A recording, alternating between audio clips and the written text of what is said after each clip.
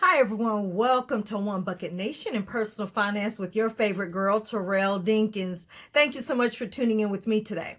So today I want to share with you some data I found or saw this morning when I was reading one of my favorite sites, Market Watch, and they looked at the net worth of households in the United States. So my question to you is, are you positive? Do you have a positive net worth?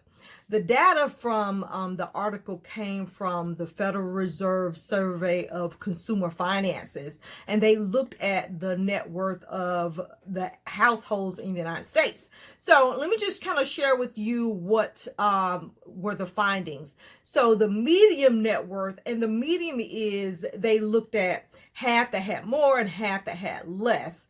So the medium net worth for those that were under the age of 35 was 11,100. Half had more, half had less. But the average was about $76,000. The average took into account people that were the ultra net worth, that top 1%. For people that had a high school diploma, the medium net worth, again, half had more, half had less, was around 67,000, and the average was 249,000. For those that had a college degree, the medium net worth was 292,000, and the average was $1.5 million. So the question for you is, how do you fare compared to your peers in the United States, other households in the United States? My goal for you, and it should be your goal too, is to try to create a positive net worth. And let's first define what net worth is. Your net worth is all that you own, your assets, minus all that you owe, your liabilities. Your assets minus your liabilities is your net worth.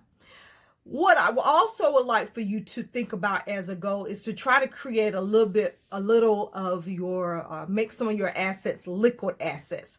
Now, we say all that you own, that includes your personal assets as well, your cars, but we don't want the bulk of your assets to be in your shoes and your purses and your cars. My son, he bought a pair of I thought very expensive shoes, and he said, "Mom, this is an asset." Well, it's a depreciable asset, and you don't want the bulk of your assets in things that really, depreciate. And also, too, what I want you to do is do a better job at creating liquid assets.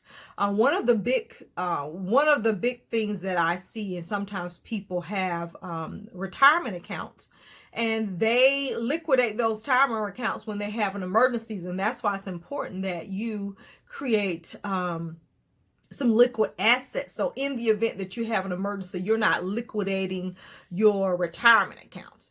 And unfortunately, most Americans, I guess it's not unfortunate, but most Americans, the bulk of their assets are in their personal residence and in their retirement account. But your goal is to try to create some things that are liquid so that you're not having to sell off your real estate or pull money out of your retirement account in the event that you have an emergency. So some of the things that are considered liquid assets are money that you have in your checking, your savings account. CDs can be liquid. Even your stocks are liquid, and the cash value in your life insurance is considered liquid. And what I mean by liquid is that you can put your hands on the item, the money, and that the value does not change in it. So things you can immediately get your hands on and the value does not change. That's what's considered liquid.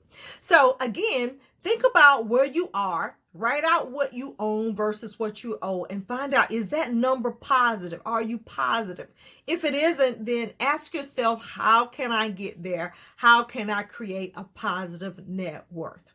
Thank you so much for tuning in with me today. Don't forget to follow me on all of the social media outlets, Facebook, Twitter, Instagram, YouTube, all at One Bucket Nation. And if you have any questions or comments, I would love to hear back from you. Write them below. Thanks again, and I will see you next week. Bye-bye.